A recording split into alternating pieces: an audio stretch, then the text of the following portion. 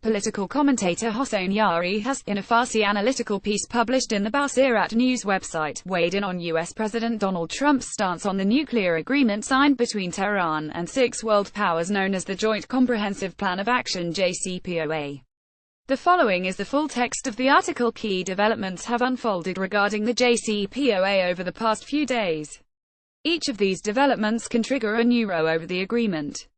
The meeting of a joint committee tasked with reviewing the JCPOA, the agreement between the U.S. Congress and White House over fresh sanctions on Iran, the removal of U.S. Secretary of State Rex Tillerson from the team reviewing the JCPOA, and the like are all issues which should be simultaneously studied and analyzed at this juncture.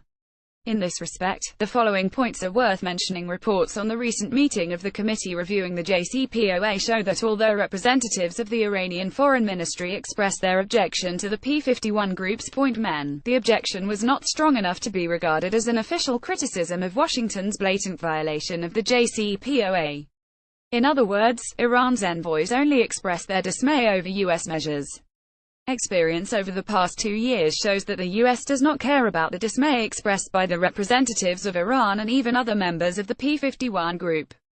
To officially announce that Washington has breached the deal would be different from a diplomatic dismay which simply suggests the U.S. has failed to comply with some of the provisions of the JCPOA.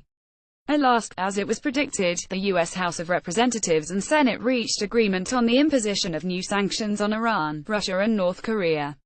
The spokesperson for the White House also defended the sanctions and confirmed the U.S. government will approve the sanctions.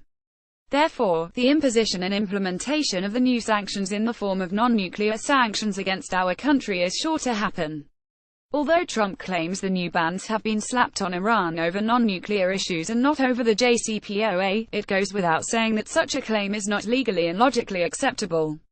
The imposition of the sanctions amounts to an attempt to disrupt the normalization of Iran's economic ties with other countries in the era following the conclusion of the JCPOA.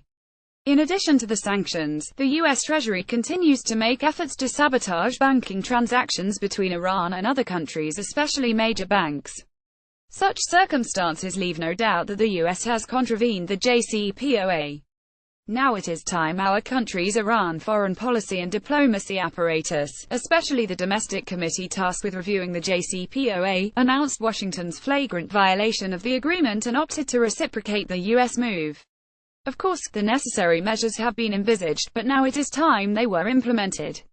U.S. Secretary of State Rex Tillerson, who has recently corroborated Iran's compliance with the JCPOA, has been removed from the committee reviewing the JCPOA at the Trump administration. In other words, the U.S. president has removed the number one man in the U.S. diplomacy and foreign policy apparatus from the trend of reviewing the JCPOA.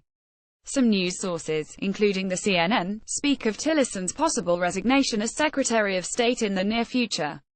The news sources have mentioned Tillerson's differences with Trump over the JCPOA as one of the most important reasons behind his possible resignation. But what is the nature of these differences if we refer to the not-too-distant past and take a look at the U.S. Secretary of State's stances on the JCPOA, we will realize that Tillerson had some of the toughest positions on the agreement. At the time when Trump stepped into the White House, Tillerson said in a hearing session held at the Senate to confirm his competence that the JCPOA needed to be revised. His remarks received so much coverage that Defense Secretary James Mattis had to speak of Washington's compliance with the nuclear deal. Later on, Tillerson repeatedly described the JCPOA as a bad deal for the U.S. So, we cannot consider Tillerson as a power figure. He is regarded as one of the opponents of the deal. Still, it seems a key bone of contention between Trump and Tillerson over the JCPOA is related to how they deal with the issue in a legal context. Trump seems to be in a hurry to scupper the JCPOA and, in this regard, has not calculated the legal mechanisms and political repercussions of such a move.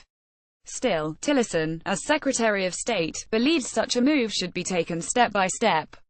Anyway, the dismissal of Tillerson shows Trump's extremist approach in countering the nuclear deal with Iran. Now there is no room for turning a blind eye to Washington's breach of the JCPOA. Our President and Foreign Minister, too, have confirmed that the U.S. has violated the spirit and letter of the JCPOA. At the moment, it is all the more necessary to give a tough and crushing response to the US by virtue of the mechanisms envisaged in the JCPOA document and, more importantly, by virtue of two key documents: a statement by leader of the Islamic Revolution Ayatollah Sayyid Ali Khamenei after the JCPOA was ratified, and a statement by the Iranian parliament. In this equation, the potential of Russia, China and even some European countries should be tapped into. At this sensitive juncture, European countries also admit that the US has breached the JCPOA. Hence, Federica Mogherini, who is in charge of the committee tasked with reviewing the JCPOA, as well as other European officials, has a tough test ahead. Now it's high time the European Troika clarified its straightforward position on the US contravention of the JCPOA and stop blowing hot and cold on the issue. It is noteworthy that European countries have, so far, been unable to get a good mark in this respect. When the Iran Sanctions Act (ISA) was being renewed, European leaders knew that US had pledged not to renew the law, but they did not describe the move as an example of the Obama administration's violation of the JCPOA. Moreover, European countries have done nothing vis-a-vis the US Treasury's repeated breaches of promises when it comes to the normalization of trade and banking relations with Iran. Now, at a time when European countries also admit that the US has contravened the JCPOA, we should wait and see what their next move will be in confronting the White House. Tags Donald Trump Iran sanctions Iran's nuclear deal JCPOA Iran nuclear parties handicrafts Middle East.